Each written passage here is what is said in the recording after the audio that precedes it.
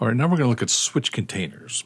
Switch containers are useful when there's one event in the game and then another related event. And the example here is we're going to use footsteps. So the game is calling a footstep every time, let's say a player, takes a step. So we can change the audio depending on the surface type they're walking on. So the event is the footstep, and then there's associated call for grass or dirt or gravel.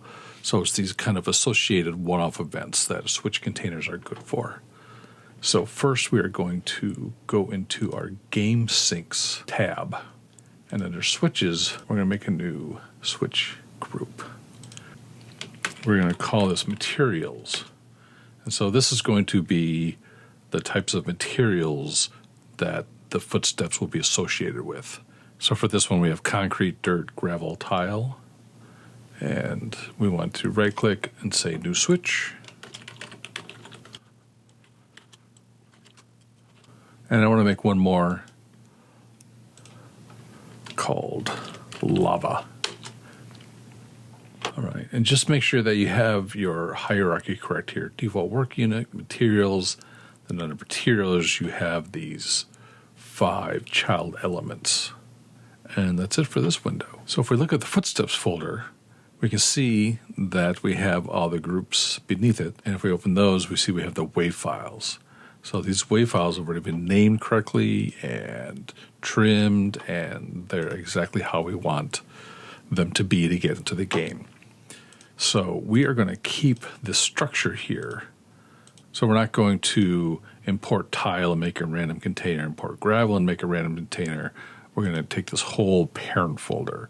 And so the point that I think is important to point out here is for a lot of these processes, the more organized you can be in your folder life here, such as this, where everything's kind of set up how you want it to be in the game, there are a lot of opportunities to make these imports more automated.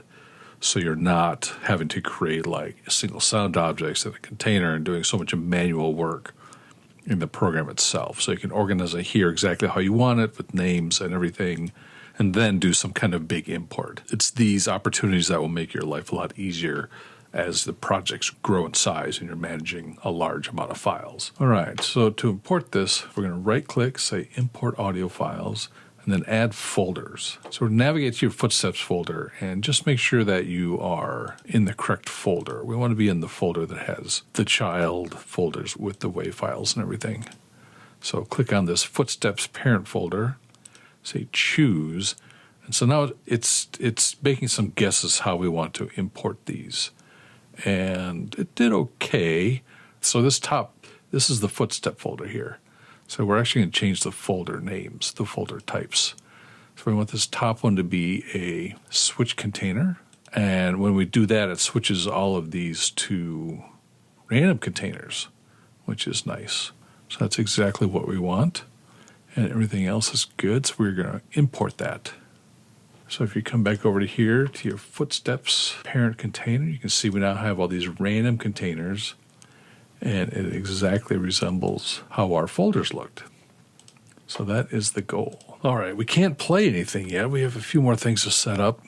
So we want to select this Footsteps switch container, and then go over here. Make sure you're in the General Settings tab, and then go over to the switch group. In the switch groups, you'll see there is the material object that we created before, and we want to pick a default one. So if there's no other information for that footstep type, it'll default to, let's just say, concrete. So down here, these are our random containers, and you can see we can, if we wanted to, we can do our random parameters here. So in order to get these to be playable, we need to drag them onto these assigned objects. So these are the objects we made before on the material switch object. So you can see we have the ones that we made that match, and we also have our lava one. So it's kind of what I wanted to make a separate one, is just to make sure that you could tell the difference between this group and this group. So we don't actually have lava yet, so we'll leave that one out for now. So what we want to do is drag our random containers on top of this assigned object. So I just drag that over. Now concrete is associated with concrete. Do that for, same with dirt. Gravel. This gets a little funky here with the view. So tile is down there somewhere. There we go. Probably just a Mac thing.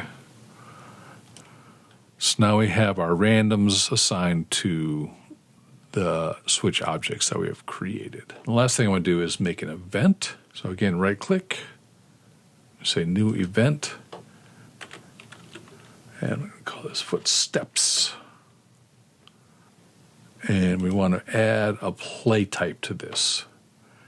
And we are going to play, and our target is going to be, we browse down here, our footsteps switch group that we made.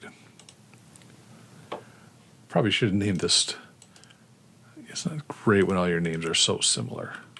So let me name this footsteps event for now.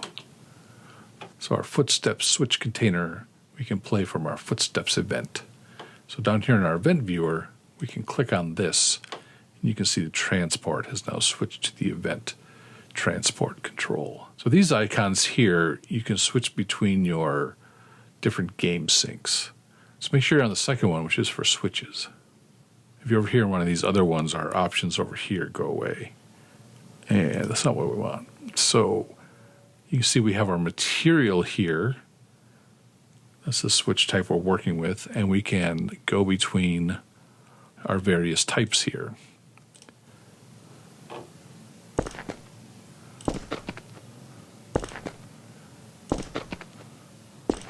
So notice we're hearing one sound per call. So it's just like the game. The game, like each footstep, we're calling a footstep event, and then a concrete attribute for that event. Switch to dirt. Now we can hear dirt, gravel, tile, and of course, we didn't make lava, so we won't hear anything if it's selected on lava. Back to concrete. So there you go. That is the switch container.